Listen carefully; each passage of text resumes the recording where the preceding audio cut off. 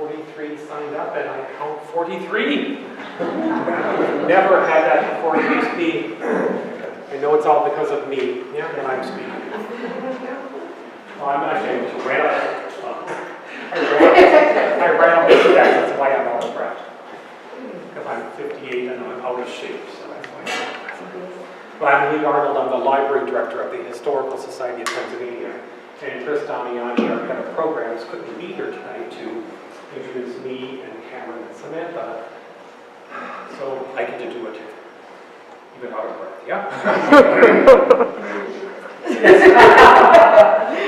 Anyway, so I want to welcome you all to the Historical Society of Pennsylvania and to our wonderful Washington evening. And we have the press here on Channel 6, Channel 6. So if you really don't want to be filmed, crawl under your chair. Don't say anything. So what we're going to do tonight, we have 3 presentations. They're all going to last probably around 15 to 20 minutes. And then we're going to have an opportunity for questions for the panel, and then also we show and tell in the back. And so, as I mentioned, I'm Lee Arnold, I'm the library director, and I'll be talking about our general Washingtonian collections here at the Historical Society. Cameron Klein will speak after me, and he is someone we met. Well, we've sort of known each other sort of on and off at sort of different events. And he came to me and said, he'll probably tell you a little bit more about this, but he was looking for a project. And I said, why don't you transcribe the Tobias Lear diary? And that's where it went. Now, I've been here for 26 years, and I've never read the Tobias Lear diary. I certainly looked at parts of it and knew the content, and I showed it several times, but I actually never read it cover to cover because it's all handwritten and it's difficult to read, yeah? And I know how to read cursive, and it's difficult. All you people who have children or grandchildren who don't learn cursive anymore, our nation is in trouble, yeah? It's in trouble because they don't even know how to read. They're going to be stuck looking at only things in block letters, or, this is the international sign for the internet, yeah? And why is that a bad thing? Why is that a bad thing? That kids can't read cursive. Yes? They can't do genealogical research. They can't do genealogical research. What's another reason? Yes, sir? Original documents. Accent, they can't read it. And so what happens when you can't do things for recreation or do things for original documents? Yeah, you don't get good jobs. And you know what that means? My Social Security isn't being paid. Yeah. We're raising a nation of adults, and it's going to affect my retirement. So we got to change this real quick. So I got like 6 years left, and then I'm so we don't do that. And also, too, we also heard, too, people can't, they can't read letters from their grandparents, and so that's pretty sad. I personally don't write, I only print, but I know how to read cursive, so we want to do that. And then Samantha Snyder is all the way from Mount Vernon, came across several state borders. She has her passport with her. about George, what are you going to talk about? The death of George The death of George Washington. And a little bit of what happened after, too. You had to talk about beer. There was beer news today. Oh. Well, I did not hear that. question and answer. Yeah. So, yes, so it was an all Commonwealth panel here from Virginia and Pennsylvania. All right, so we will get started. All right, let's go. Yes, there we go. Clicker? Yes, clicker, yes. Yes, I'm a Washingtonian scholar. Those of you who know me, every topic I do, I'm a scholar on it. So,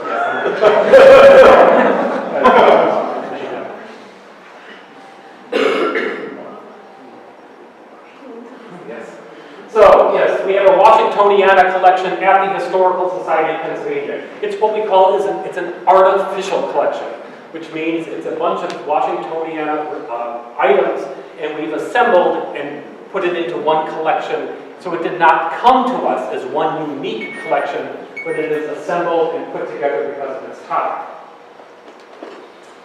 So just a little bit about HSP, and it's kind of blah, blah, blah. Well, we were founded in 1824 by 7 young men, and it was because of the fervor of Lafayette's return and tour of the United States, And the people in Philadelphia, as the 7 young men, thought, well, why don't we, I think we're not catching our history or capturing it like other places are, and we need to form a historical society in Pennsylvania. So December 2nd, 1824, we were founded, and we had rented places throughout the city until 1883 when we purchased this property. Yes, so at one time we moved down to South 6th Street, then we rented rooms in the Athenaeum. We were there for 25 years. Yes, that's the Athenaeum. And then we moved to the picture building of Pennsylvania Hospital. It's no longer there, but what do you think was in the picture building of Pennsylvania Hospital?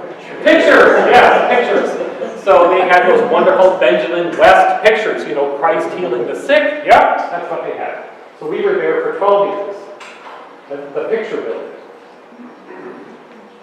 And then this is the Patterson Mansion. We purchased this property after General Patterson died. We're in the Patterson Room, yes. It's nothing magical about calling it the Patterson Room. I'm sure if you talk to our development people and write out a check, they'll name it after you. Yeah, name it after you. But there you have it. So we moved into the mansion. We built wings on the mansion. And then we moved into the wings, and we tore the mansion down. Ooh, horrible thing, historical society tearing the mansion down. Well, mansions are good for wealthy people to live into. Ooh, look at my mansion. They're not good for libraries. Yep, you need floors that can hold up shelves and books and things like that. And also to be fireproof. So by 1910, we had the state-of-the-art fireproof building. The first intentionally built fireproof library in the United States. Now, how do I know that? I don't, yeah? But until anyone brings me proof that it's not, this is the first fireproof library built in the United States. It's stately. Here's our reading room, yeah?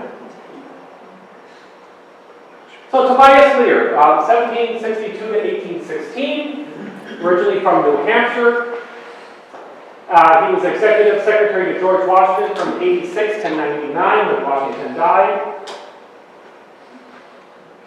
And this is the death of George Washington. Samantha doesn't notice. This is courtesy of Mount Vernon, which means I took it off the internet without asking. Yeah? Courtesy of Mount Vernon's website. Here's the death of George Washington. And this is the death journal, which is open up back there. Now, when you look at items back there, the big thing is, what's the big thing when you look at the items back there? Don't touch. That's exactly it. Do not touch. So what's interesting about it, you can't see it because it's open to the death page, but we're going to take a look here. This is the original case of the journal. So this is how it was sold in a stationer shop or a printing shop. And it's just a lovely paint with a comb run through it to make it look pretty. Yeah, make it look pretty. So things were not that stark, like attractive things. I had a group of doctors and psychologists in for a tour.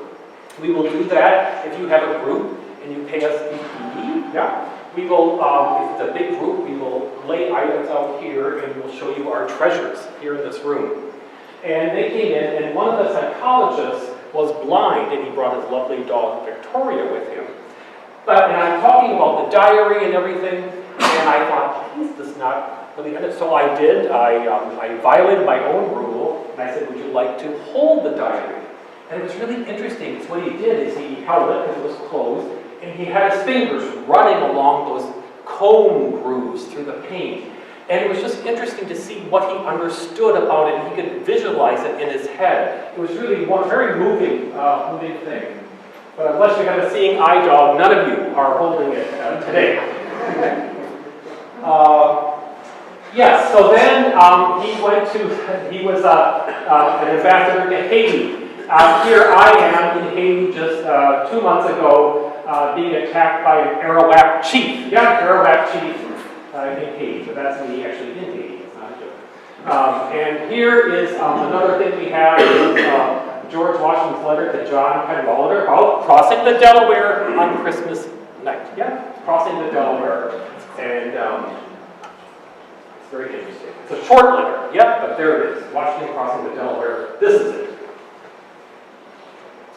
We have George Washington's household account book. So it's sort of interesting, it lists when the presidency, when the national capital was in Philadelphia, and the president's house is on 6th and Market. That's where George and Martha lived. This was their household account book. We have it here, and it lists everything about what they paid for food and clothing for Martha. She liked to shop, by the way, sort of an early version of QVC, yeah? And it also said, too, there's a line there once, and it says she gave $1 to a beggar, yeah? So she was on the street, someone said, hey, I need some money, and she handed that person $1. And that's all in the account book.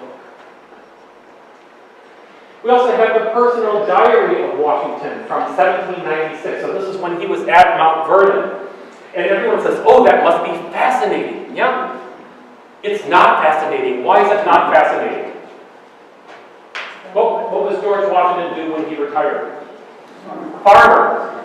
What do farmers care about? The weather. That's it. Yeah, every day it's the weather. Breezy, cold, rainy. Nothing interesting. Not Martha got on my nerves. No, nothing like that. It's weather. It's still nice. It's in his hand. It's very little. And you realize he carried it in his pocket. Yeah? Very nice. And of course we have Martha Washington's cookbook.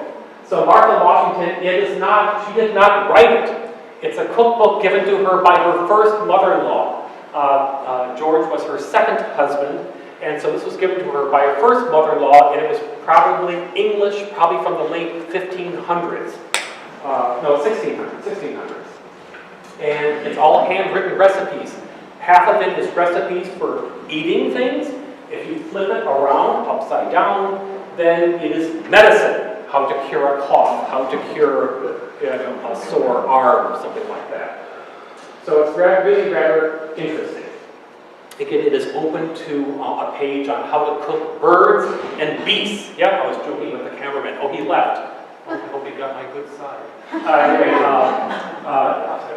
Anyway, really short of, catch it, kill it, and cook it. There's not much else you can do with a bird and a beast. But anyway, there's a recipe for birds and beasts. But take a look at that. That's what it's open to.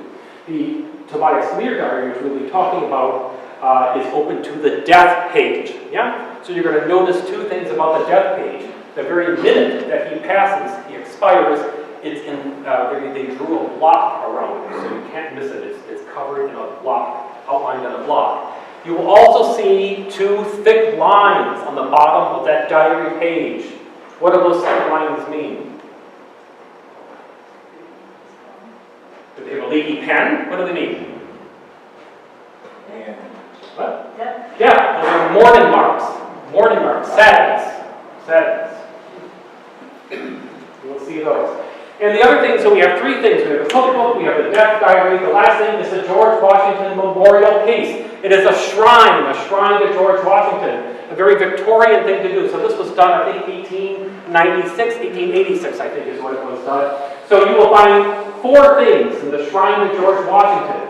You will have two images of George. So there's a little cabinet card, and there's something probably from a book, pictures of George Washington. You have a handwritten letter by George Washington. Now, even without reading the letter, my first thought is that it's a personal letter because it's handwritten. Why do I think it's a personal letter, even if I haven't read it? Why? Got stuff crossed out. That's not crossed out, sort of. If it was an official letter, do you think he'd be writing his official letters? Who does he have write his official letters? Secretaries, that's right. And he would sign them. But if it's a personal letter, you would expect him to write a personal note. This is to his brother-in-law. So he would handwrite it and he would sign it. Now, that's not a hard rule. I've actually seen personal letters that were written by a secretary because they're in one hand and he signed it. And then I've also seen professional letters that he also wrote. But I think it's a pretty good initial thing saying, well, I bet that's a personal one. If you ever have a drinking bet, you can do that and you'll probably be right. The last thing, though, and you'll see it when you get up there, is a locket of George Washington's hair. Yeah? Now, ours is the real George Washington's hair. Other places where they've got George Washington's hair, oh, no, they don't. Liars. So how do we know ours is the real George Washington hair? How do we know that? All right, because if you read under there, it'll tell you how they got it. So how many of you watched the Antiques Roadshow? Yeah? Yes?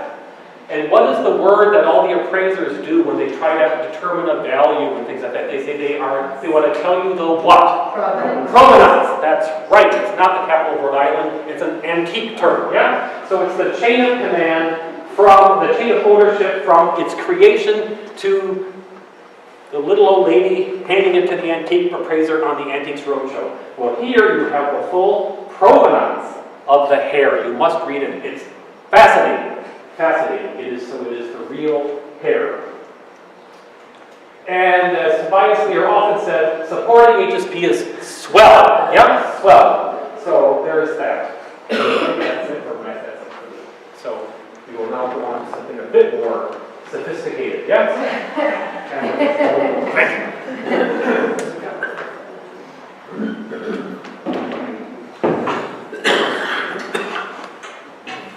Hi everybody, how are we doing? Good. All right, well thank you for the warm-up, Lee. I'm going to walk you through a little bit about who this guy is and his connection to General Washington, and a little bit about his life and how he sort of accidentally made a little bit of history by being at the absolute right place at the absolute right time. So, on September 30th, 1816, Colonel Tobias Lear and his wife, they spent the evening with some of their friends, the Commodore and Mrs. Rogers in Washington, D.C., where they were living.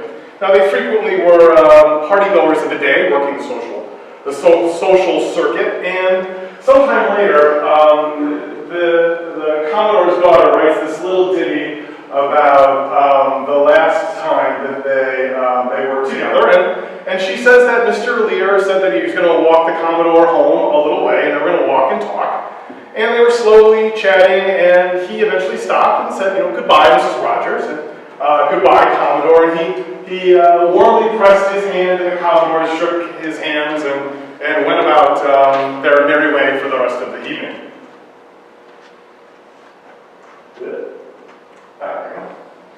So the next day after breakfast on October 1st, 1816, Tobias Lear, who is George Washington's friend, a family member, an aide, a man who is a diplomat and a colleague to our founding fathers, he walked into the garden of his home with a loaded pistol. He looked at the sky, he took a deep breath, and he killed himself. Later on that day, his son discovers his body in the garden, and Tobias Lear, who I will show you, is a very litigious and definitely a paper-based guy, left no will. He left no suicide note. So Tobias Lear, the fifth, known as Toby to his friends, will be ever known for what he began to do on December 10, 1799. Like I said earlier, he was in the right place, at the right time at Mount Vernon, as he had done so many times before, helping his friend and mentor, the first president of the United States, George Washington, by being, quote, engaged in writing letters and recording military papers.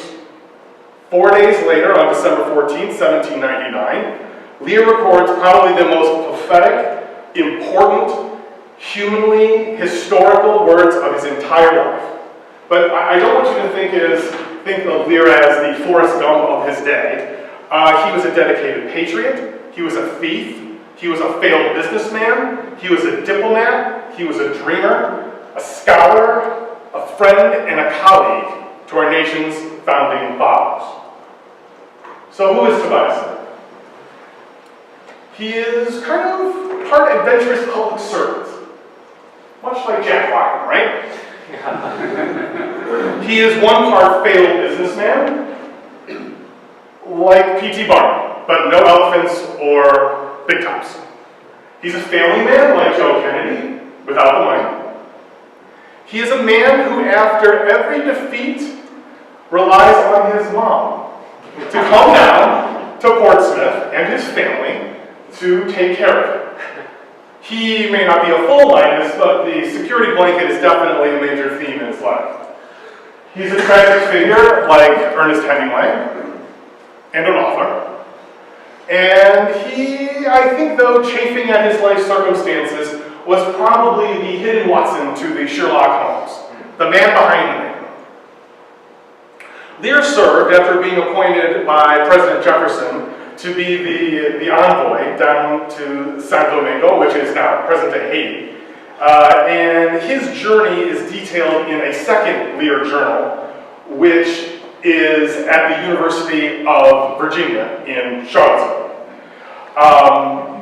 But the preparation for that journey is back here.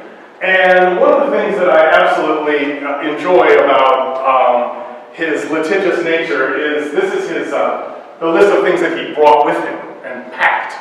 It's hard to see, but there's a chest containing mattresses, his best clothes, and then his travel clothes, books, box containing pistols, glassware, knives, forks, sweetmeats, ham, a copying press, and the one thing that I truly adore is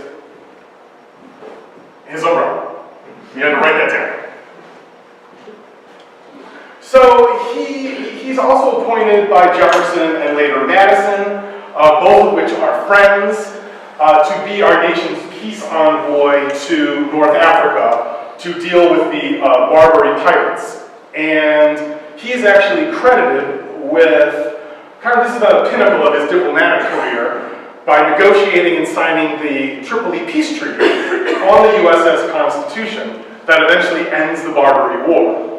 On a side note, this really should have been Lear's best challenge, his best triumph, a career maker, the thing that would cast him into the light that he truly wanted to be, but it didn't quite work out that way. His political enemies basically slandered his character, saying that he recklessly spent the United States' money to bribe these pirates, and they beat him up about this for the rest of his life, and even after he died.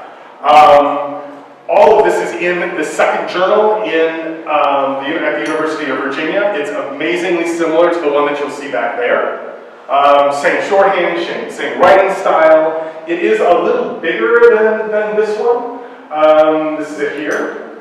It's 51 pages, and actually is missing several pages in the middle of the book for whatever reason. So I don't know what happened in October 1803, but something he didn't like, or maybe had some spelling problems and tore it out. By the way, if you're ever in Charlottesville, I highly recommend that you take a tour of the old campus and walk the lawn. This is the lawn. This is the main library down at the end. It looks very similar to Monticello, which is there, and it is modeled after the Pantheon in Rome.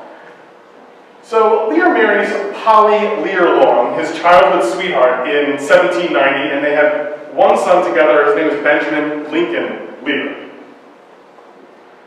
So sadly, though, Polly, she goes to work with Lear here in Philadelphia at the president's house, and she later dies.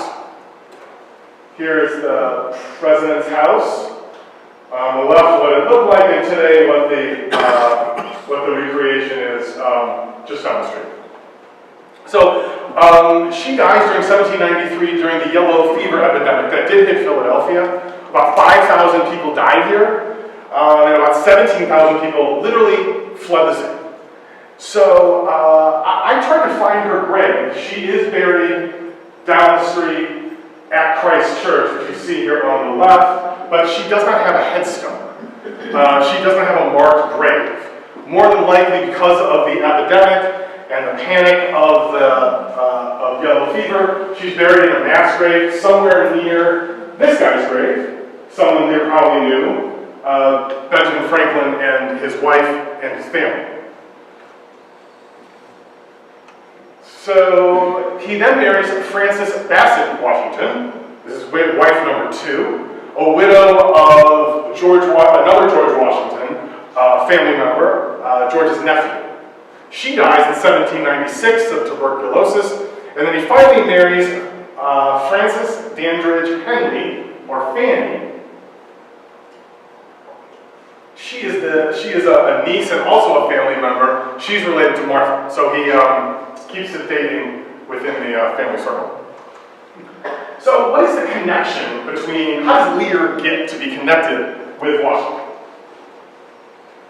So it's late 1785 when Washington, 3 years after the end of the Revolutionary War, calls his buddy here, Major General Benjamin Lincoln, for help. Now Lincoln, who will become the namesake of Lear's son, recommends a family friend, Tobias Lear, to the post. So imagine there's this 23-year-old kid, educated guy, who gets a letter, not a phone call, from his buddy who says, hey, the President of the United States is looking for a secretary, would you be interested? He was interested. Because I believe that Lear at this point sees this as a way to further his career, be involved in politics, and to stay sort of in that rough and tumble arena, which is the birth of our nation, really. So Washington writes later on, he's like, I found this Mr. Lear who supports the character of a gentleman. He's a scholar. He was educated at Cambridge, Massachusetts. He's been to Europe and to different parts of this continent. And it said he's a good master of languages, and he reads French and writes exceedingly good letters. I've applied for a couple jobs. I'm sure you all have applied for a couple jobs. I'm curious to see if there are writing samples or some kind of interview process, but I think he just took it on his buddy's good name, a good word, and boom, he gets the job. So his work for General Washington family begins, and this is something in some form or fashion that he does really for the rest of his life. Washington needs a competent secretary. He's retired, but he's still a very active citizen. He is really the hub of the young nation's political community. He's flooded with letters, and Lear is needed to help him with not just the day-to-day activities, think of him also kind of as a quasi-chief of staff, but the mountain of letters and correspondence that Washington has to go through. So, according to Mount Vernon's archives, Mount Vernon at this point is about 8,000 acres. It's divided into 5 farms. Each one is an independent unit of slaves, livestock, equipment, and buildings. Now the Mansion House farm, which is the building that we all think of when we think of Mount Vernon, is not an active farm at all. It is a gentleman's retreat. It is a farm in sort of name only. It's about 500 acres, and it's surrounded by things like the kitchen, which is probably where our recipe book would have been. That is the kitchen of Mount Vernon. Smokehouses, livery, distillery, a mill, a paint shop, an ice house, greenhouses, farming, storage for farming equipment, slave quarters. That is what a slave residence would have looked like at Mount Vernon. And about 200 of them would have been on site at any one point in time. And really, I mean, Mount Vernon, this is some of the farm areas just down the hill from the main farm. But Mount Vernon really was a hub of political change and government. Its floors were well trodden by the great and the near great, but they were also trodden by folks like Adams and Jefferson and Madison and friends and family and craftsmen and merchants and army colleagues. There were always people spending the night at Mount Vernon. Much to the great disappointment of the president's wallets, because he was kind enough to, host them all when they came. So think of Mount Vernon as a cross-section between an innovative CEO's office, think of it as a busy warehouse and factory, and maybe the television studio of its day of rich political thought and arguing and discussion about the future of this great nation. So Lear is there, he is part of this discussion, and this is where he begins to find his footing, his political footing. He becomes, like Thomas Jefferson, a Federalist, which, I'll tell you in a little bit, gets him into a little bit of trouble. So when it comes to letter writing, and this is George Washington's study, the chair on the left is where the president would have sat. The little thing that looks like a fin above it is an invention of the general's himself. It's a fan, where he would pump the foot pedals underneath and would keep himself cool. And I can imagine Lear maybe at the desk in the corner or off to the side here writing letters. Lear would have told, Washington would have told Lear what he wanted to say. Lear would have drafted the letter, and then the president would have given his signature. But he's more than a letter writer, he's also kind of a gopher. There's lots and lots of documentation of him having to buy things for the president, like buttons and tapes and food and clothing for the president's family and for people who are at the estate.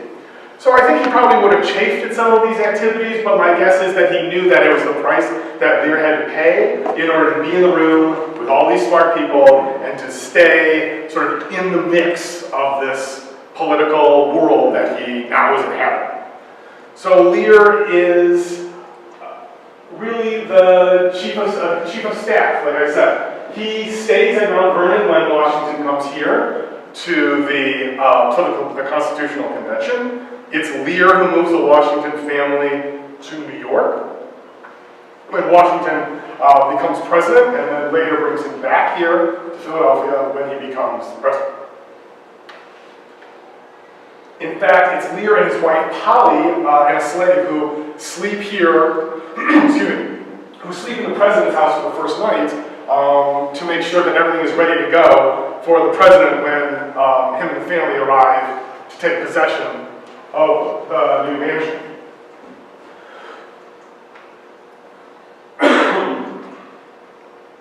So he's really a gatekeeper, but he is unfortunately by no means a perfect person. There's Lear.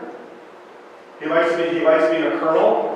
He doesn't really serve as a colonel, but he's appointed as a colonel, and loves to use that moniker in all his letters.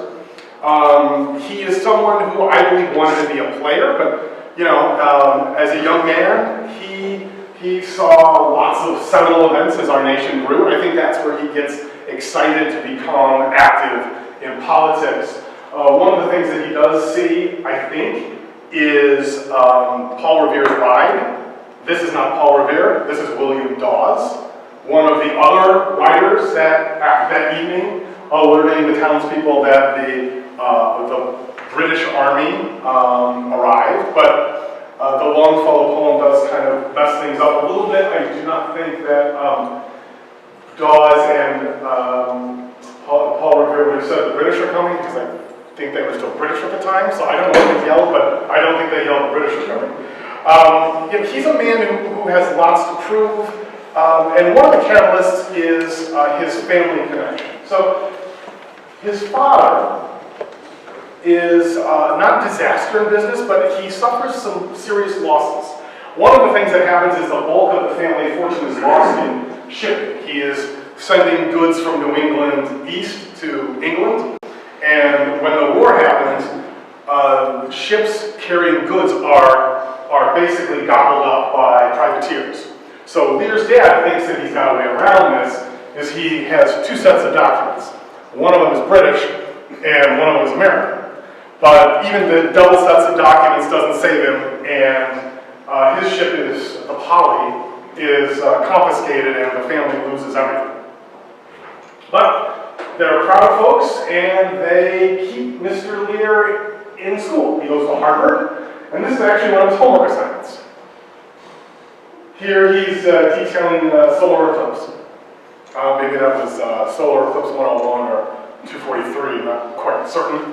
But he stays in school, and that's why I think we referenced earlier, Washington sees him as a learned gentleman, and he gets his education at Harvard.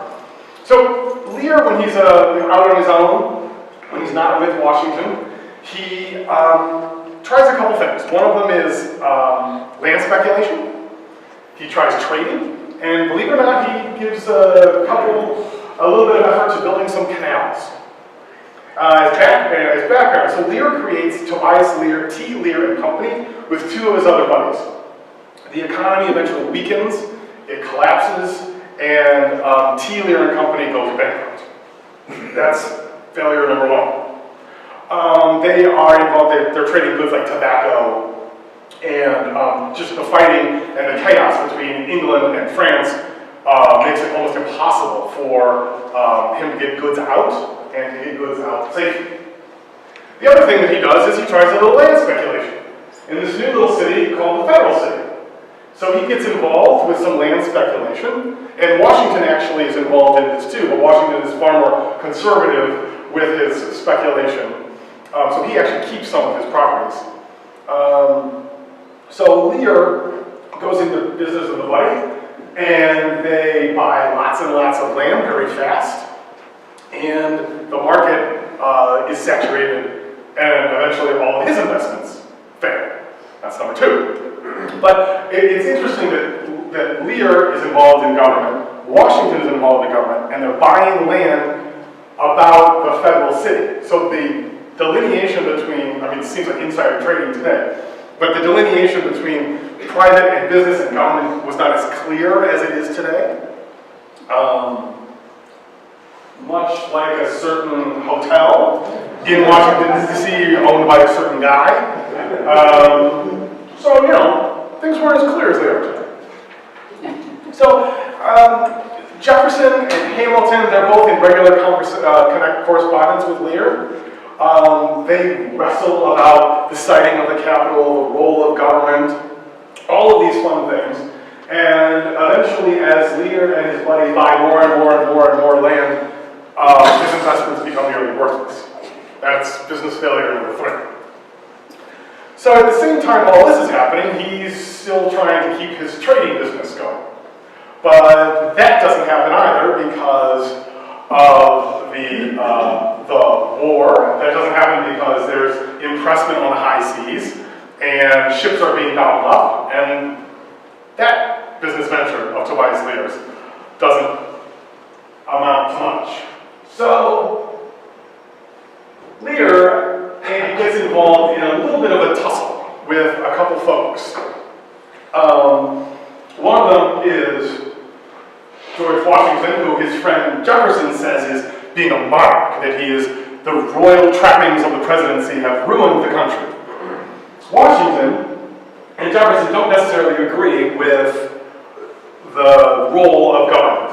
And this is, I found this picture on the internet, and I thought it was interesting because this is probably how Jefferson thought the Washington presidency was, that he was robed in all pomp and circumstance. Jefferson thought the president should be far more humble. There's the argument, we know this about about local power, state power, federal power. They do not agree with that. And this discussion Lear gets stuck in between two of his friends and two of his mentors. So during all of that discussion and during the failure of Lear's business, Lear actually steals from George Washington. He is assigned to collect rent money from George Washington's Alexandria property. And Lear, for whatever reason, decides to pocket the money. And Washington finds out about it. And Washington is not happy about it. He writes a letter, and a piece of it says that you will perceive by my enclosed manner that I am very disappointed in receiving the rents for my house in Alexandria, and I must therefore request in explicit terms that you will receive no more money from me, and he basically says, I want an account of everything you stole, and you have to pay me back. Eventually he does, but I can only imagine what was going through Lear's mind when he's probably laying in bed staring at the ceiling thinking, oh my God, what did I just do? Like I just stole from George Washington. And my career is over because this is the power broker of the day. Eventually, Lear is forgiven by Washington, which I think speaks quite a bit about his relationship with the president. But I don't think he goes collecting any rents for him anymore. So as, getting back to our monarchical president, Washington and Jefferson begin our regular correspondence. And this is something that is going to plague Lear pretty much for the rest of his life. For some reason, during the summer of 1796, the letters between the two of them stopped. Washington and Jefferson both say that they stayed in communication, but they did not. And I think that the sore spot was the difference each one of these gentlemen had about the future of our nation. And I think they probably got in a fight. And I think that as bare knuckled as two landed men of gentry of Virginia could be, they probably beat each other up in these letters. And Tobias Lear, for whatever reason, decides that some of these letters are going to disappear. I believe that he wanted to protect his friends and mentors. And he decides that these letters are not gentlemanly, and they disappear. Maybe he burned them, maybe he hid them, I don't know. But throughout his life, Lear is accused of destroying and stealing these papers from the general and his private library. And this is another major scandal in this man's life. So he has failed at business. He has done the best he could to end a war in North Africa and comes back home and gets beat up for it. And then when he tries to do the very best he can to protect his friends, he steals or destroys these letters, and his enemies, again, tear them apart. And I think the reason why he destroyed them is because he writes a letter to Alexander Hamilton where basically he says, "There are, as you well know, among several letters and papers, many of which, public and private, should be withheld from further inspection." I think he destroys them. But again, he's accused of theft and is pretty much chastised for it for the rest of his life, even after he's dead. So, in August of 1795, Lear marries Fanny. She's in Mount Vernon, and the president gives Lear a chunk of property to farm, not own, as part of their marriage. It's a house of 360 acres, right next to the Mount Vernon estate. So Lear was kept close, he was there, and he would come back and forth from time to time to help with papers and correspondence, and that is why he is there on that snowy evening in December where he makes history. So again, he's at the right place at the right time. And I think without his words, we really wouldn't truly know what happened before, during, and after Washington's death, and then the whole trip down to the Caribbean. So I'm going to walk you through that evening, and I'd like you to pay particular attention to the interplay between Lear and Washington. And these screen grabs and high-res scans are from the document behind us. So it's Thursday, December 12th. The general is out and about on his farm. It's cold, it's snowy, and rainy, and he is out till 3 o'clock. So 3 o'clock is dinner time. He always is a very punctual guy, always wants to come home at 3 o'clock for dinner, regardless of what you're doing. So Lear writes that he observed that the president comes in to dinner. He is wet, snow is hanging upon his hair, and he comes to dinner, which I've been waiting for him, without changing his dress. And in the evening, he appeared very well as usual. So he goes out, he's writing, he takes off his coat, sits down to eat dinner, he's still wet, he's still got snow. So now we're going to jump ahead a little bit in time. It's now 4:30 the day later, and Lear writes, "He desired me to call Mrs. Washington to his bedside when he requested her to go down into his room." So Washington at this point is not well. He goes out on the snowy ride twice. So this is the second day, he's not feeling well, he's laying in bed. He goes down and asks Martha to get 2 wills from her closet, which is where she kept papers and silver and important documents in her closet in her bedroom.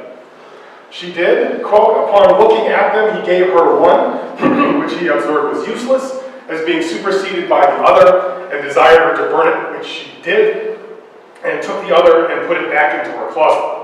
After this was done, I," this is Lear, "returned to his bedside and took his hand, and he said to me, 'I find I am going.'" And you can see that down at the bottom there, right-hand side.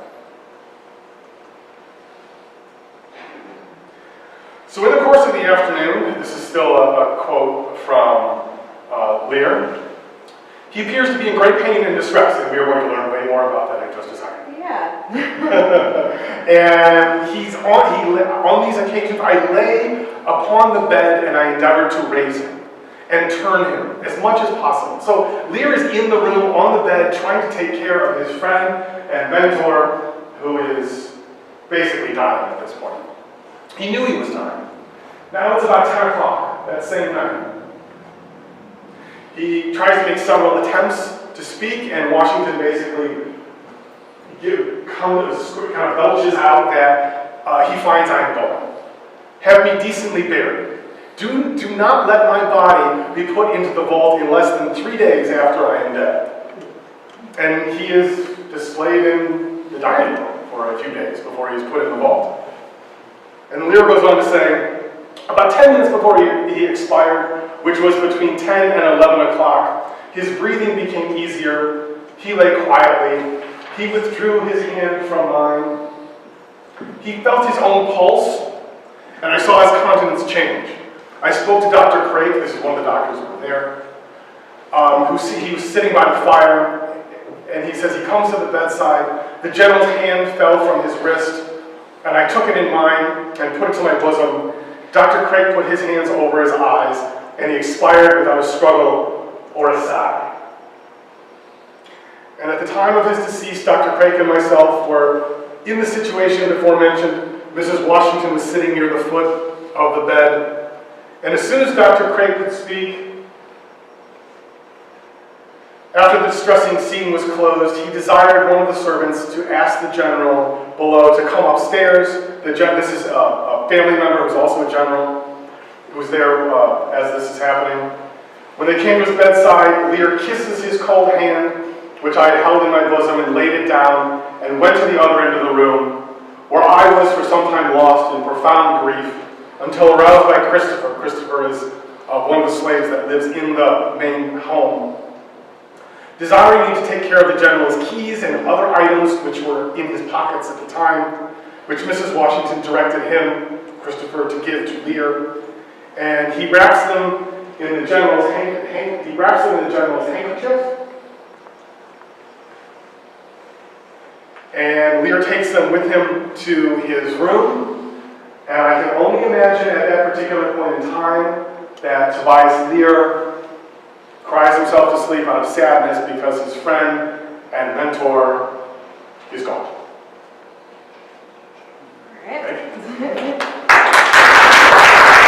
Again, my name is Samantha Snyder, and I am the reference librarian at George Washington's Mount Vernon. And I would like to thank Lee for asking me to join here. I've done some research at the Historical Society of Pennsylvania too, so I'm starting to become very well versed in this place. And I'm also happy to answer any questions after about my library or, of course, the presentation. So I thought, go ahead and get started. So I'm here to talk about the death of George Washington, which occurred on December 14th, 1799, after what was only a day-long painful illness. As Lee and Cameron spoke about earlier, the diary of Secretary Tobias Lear provides the only first-hand account of Washington's deterioration. Present in the last days of Washington's life, Lear was crucial in the discussion of Washington's medical care. In an attempt to treat him, Lear called a bloodletter and 4 doctors, though only 3 of the doctors made it to Mount Vernon before Washington's death. Each doctor executed various treatments, however, all proved unsuccessful.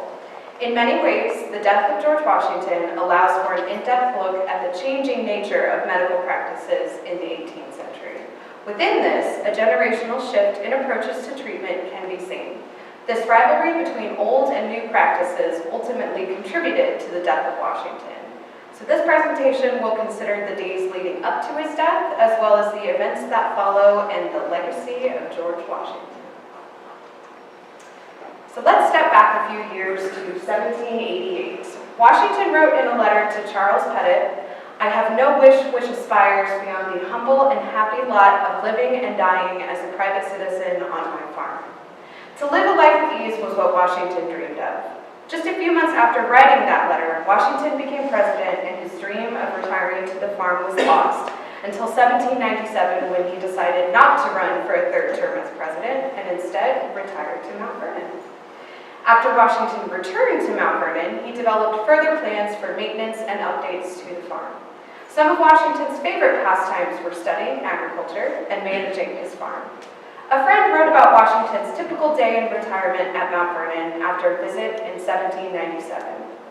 He rides out every morning by daylight, visits his farms, returns to breakfast, then writes in his library.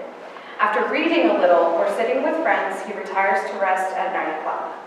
He is very active, healthy, and cheerful, but moderate in all things. As you can see, for the final 2 years of Washington's life, he enjoyed a peaceful existence with few trials and tribulations.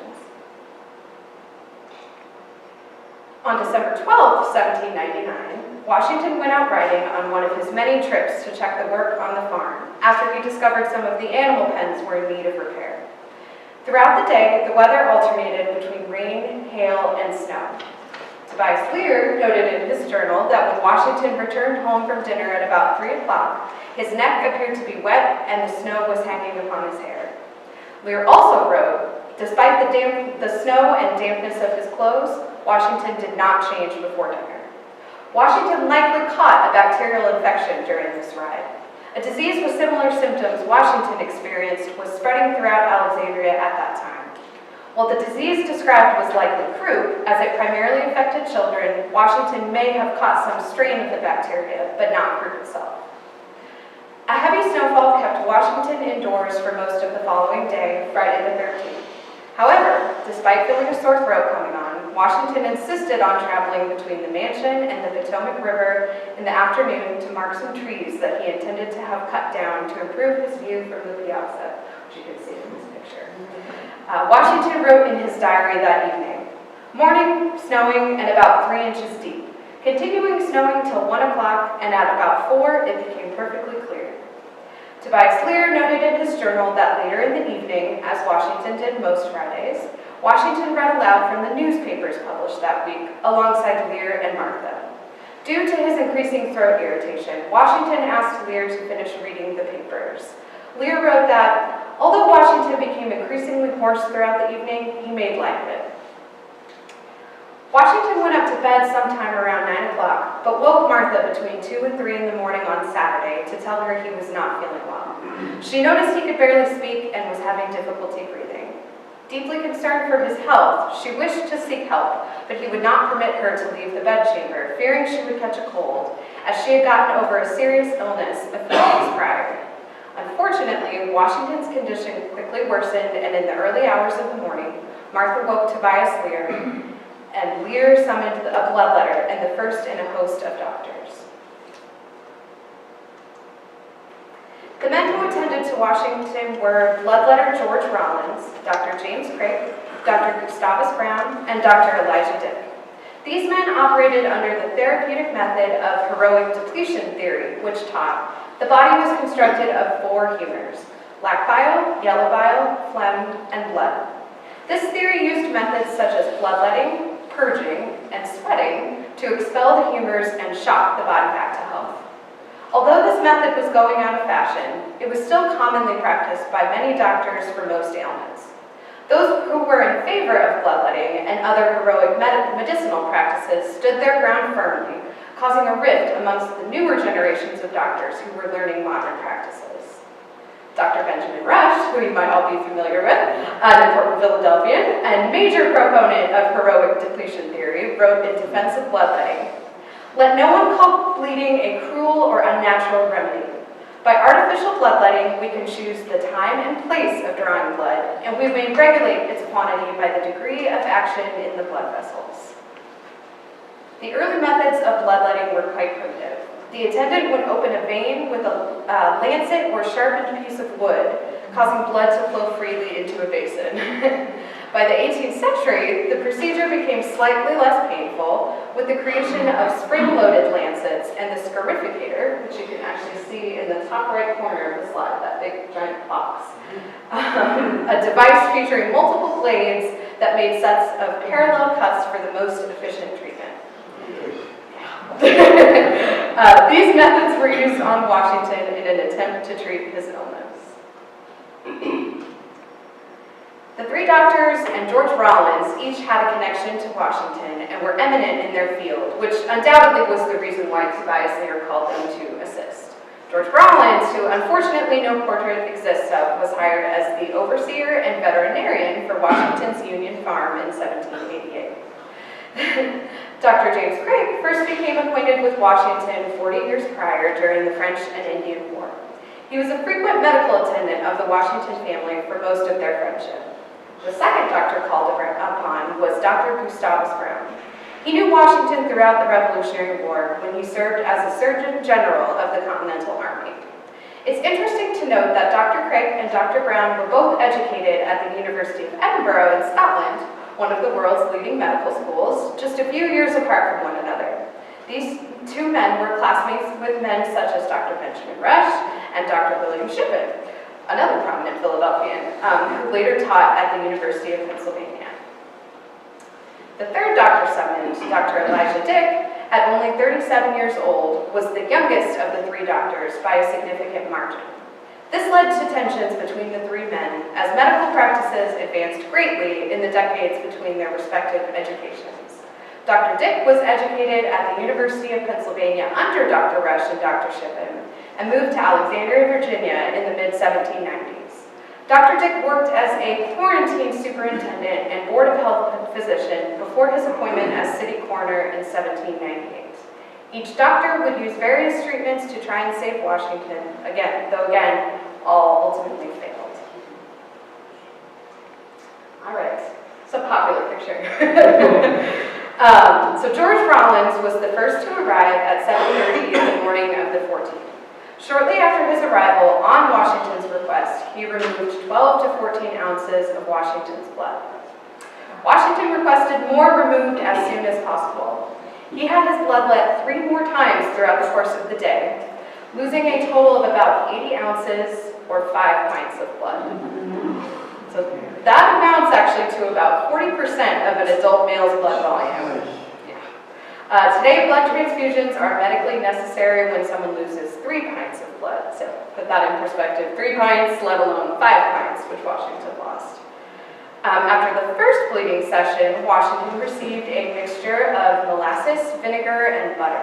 Tobias Lear administered the mixture because Washington was, at this point, incapable of doing it himself. The action of pouring the medicine down his throat brought on a fit of choking.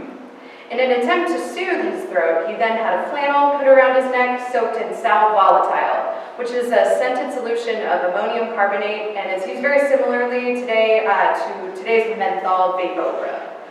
However, like the mixture Lear administered earlier, this failed to provide any relief. Dr. James Craig arrived at 9 o'clock. He examined Washington, noting signs of fever, severe throat pain, and further respiratory distress. Craig then decided to remove an additional 18 ounces of blood. He next applied the secretion of a Spanish fly, which is known formally as cantharides, which raised blisters on his throat, and it was meant to expel that humor imbalance and reduce the inflammation. Neither treatment succeeded in reducing Washington's pain. During the course of the morning, Dr. Craig had Tobias Lear call for a second doctor, Dr. Gustavus Brown. By mid-morning, Dr. Brown still had not arrived, so Lear called the third doctor, Elijah Dick. Prior to Dr. Dick's arrival, Dr. Craig tried a treatment for quinsy, the disease he believed Washington had contracted. He administered Washington a sage tea and vinegar mixture and directed Washington to gargle. When Washington tilted his head back to start the gargling, however, he nearly suffocated and was unable to cough the fluid up.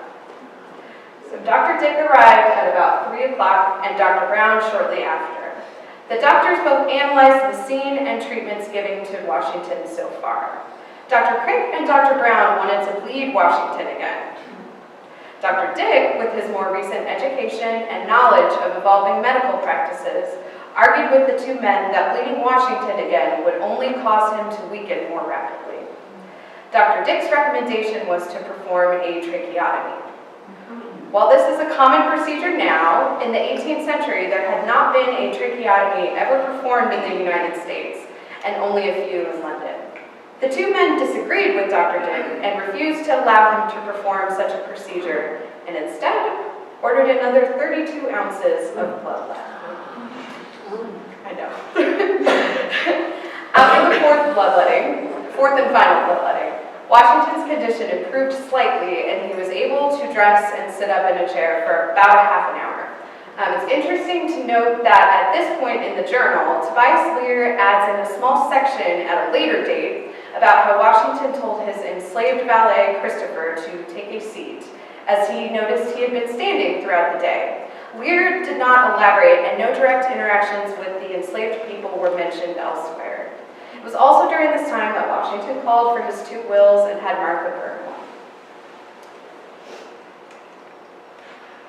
Due to Washington's improving condition, the doctors decided to give him doses of calomel and tartar emetic to purge the lower intestines and again balance the humors and fluids. Washington's improved condition was short-lived and the emetics did not work to relieve his symptoms and caused him to lose even more fluids at an alarmingly fast rate. The doctors soon realized the illness was fatal. Tobias Lear noted in his journal that Washington spoke to him and said, "I find I am going. My breath cannot last long. I believed from the first instant that this disorder would prove fatal." Tobias Lear wrote that Washington repeated similar sentiments to the 3 doctors, asking them to take no trouble and let him go quietly.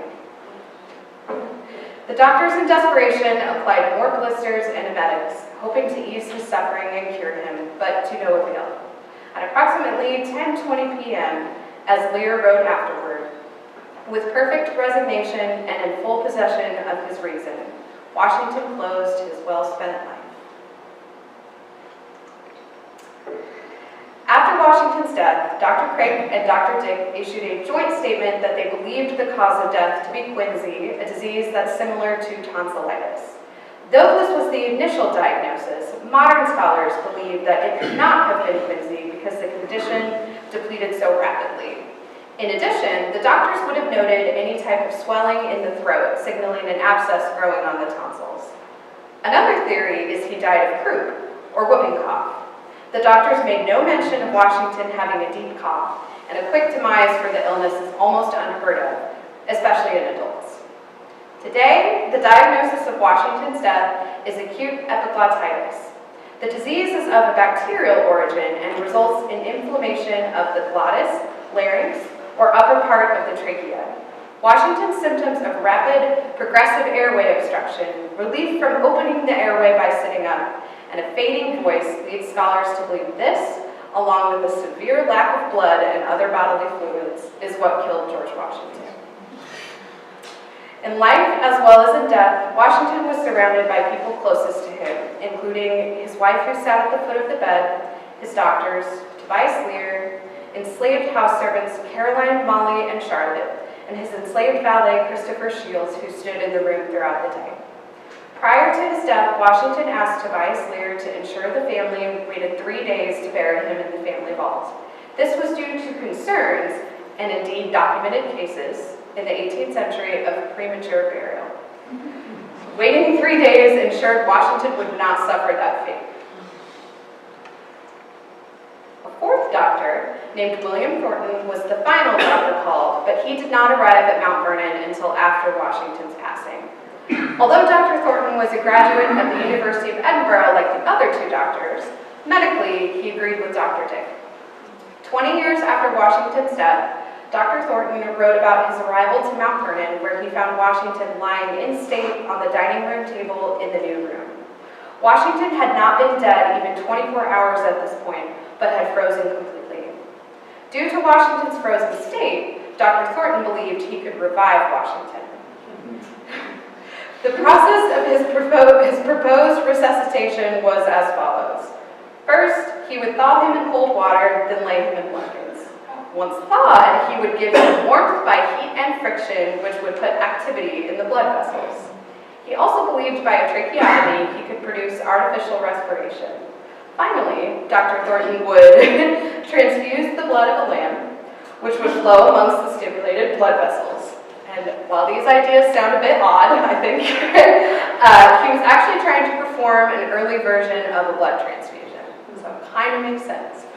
Dr. Thornton stated his ultimate diagnosis was this: Washington died by the loss of blood and the want of air. Restore these with the heat that had subsequently been deducted, and if the organization was in every respect perfect, there was no doubt in my mind that his restoration was possible. He could not execute his plan based on lack of support from the other doctors and the Washington family. While there is no guarantee these procedures would have worked before Washington died, they certainly could have added to the likelihood of his survival.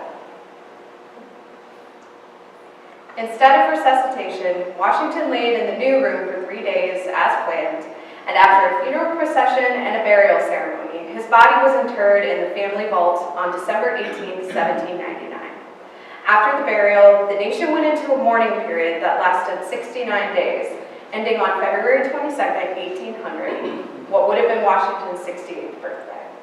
Within those 69 days, many citizens and institutions held funerals, wrote eulogies, and created memorials.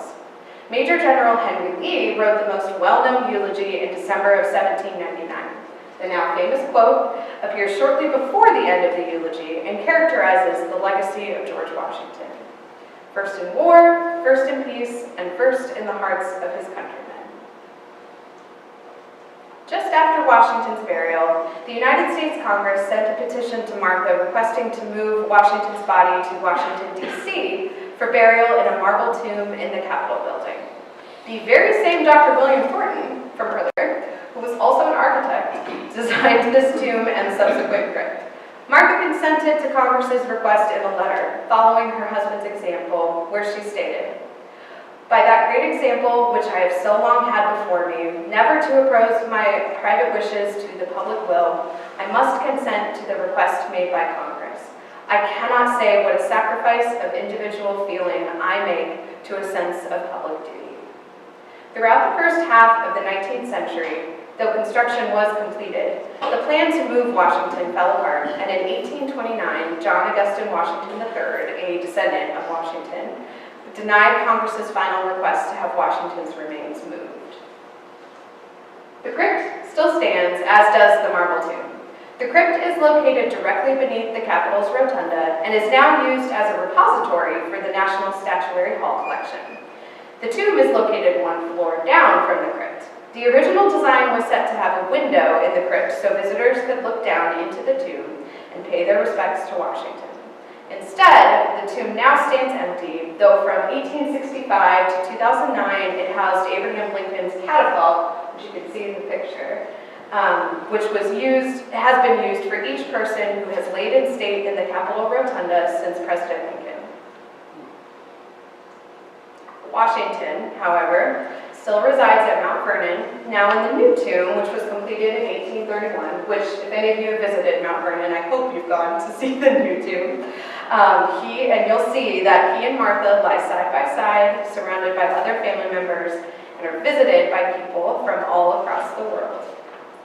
Thank you.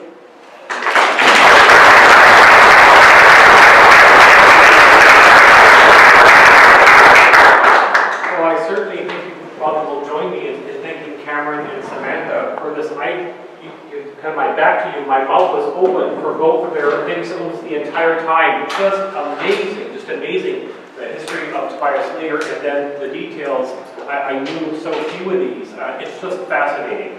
So I'm sure, and I mean this, no one wants to ask me anything, which is good, but please ask Cameron and Samantha anything you like. I know it says we get over at 8, we can simply stay a little later, so don't feel rushed at all. But please, any questions for either Cameron? Yes? So do you think a tracheotomy would have saved his life? I mean, I think had the tracheotomy been done well, it could have. I think in the context of that time, probably not, but if it was a modern day thing, then yeah, I think it definitely would have. Yes, sir. Sorry. At what time did historians and medical people begin to understand that there's a good shot that Washington was killed by his doctors? Pretty quickly. People were very upset at the doctors, like, right away. I think it was really the early 19th century that they started to realize, oh man, these doctors likely killed Washington. And I mean, it's not to the fault of the doctors necessarily, because they were just practicing what they knew, but at the same time, I think they were so desperate to save him that they were overdoing their treatments a little bit. So I think pretty good. Did someone in the front row have a question? Oh, you did, ma'am? I did. Could you identify the people in that painting we saw several times? That painting was done in the 1850s, so it's not necessarily completely accurate. I believe that the African-American person is meant to be Christopher Shields, and then Martha is in the portrait. And then the younger women, that I think was kind of added as making it look more dramatic, because it might be meant to represent his grandchildren, but they were all older at that point. So I would definitely say Martha. I'm sure those two are meant to be the doctors, the two men, but it is a later portrait. Yes, sir. What words did Lear use to describe Washington in his diary? So in the diary, he talks a lot about Washington as friend, he's mentor, but he doesn't get overly personal, because that sort of wasn't the style of the day. But you can probably imagine that they had a very, very deep trust and appreciation and love for each other. Especially like after he steals the rent money, he eventually forgives him. He gives him the estate to use. He marries the family several times. But it's not overly gushy, but I would think that they had a really tight relationship. Yeah, and again, that's the style of diaries of that time was, and his is more detailed than some even, like you said about Washington. Right, but like you had mentioned in Washington's journal, there was a huge chunk of the weather was this. And that's it, right? That the whole day was just the weather was good, snowy, temperature, blah, blah. So it didn't get as involved in diary like we think. But, I think there was a great appreciation for it, certainly. Yes, ma'am. Was there any thought as to why he killed himself? Was there like a precipitating, because he had so many failures? There really isn't, and there's no pun totally intended, smoking gun.